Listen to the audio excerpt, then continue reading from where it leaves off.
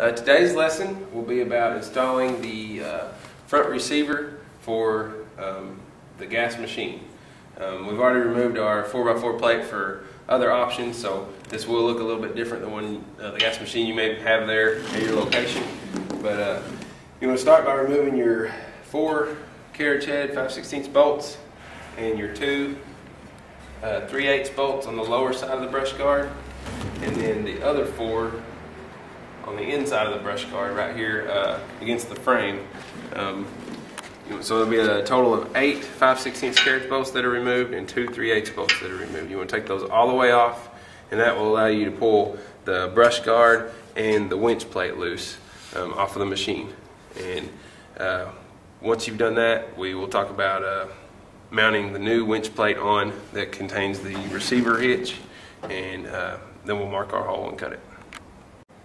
We've removed our brush guard and winch plate that was supplied with the vehicle. This is what comes off. It's just a regular winch plate, and this is what your your receiver kit should come with. It's a new winch plate with the receiver welded to it and extra gusset. So this is what it should look like.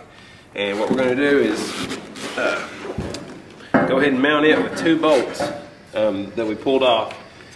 And this is so we can mark our hole.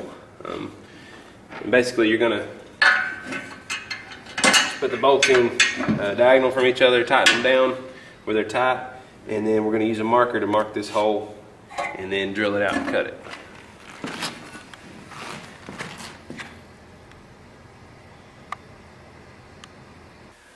Alright, now that we have the hole marked, this is the faceplate that's supplied with your receiver kit, and it has a skinny side and a wide side above and below the hole.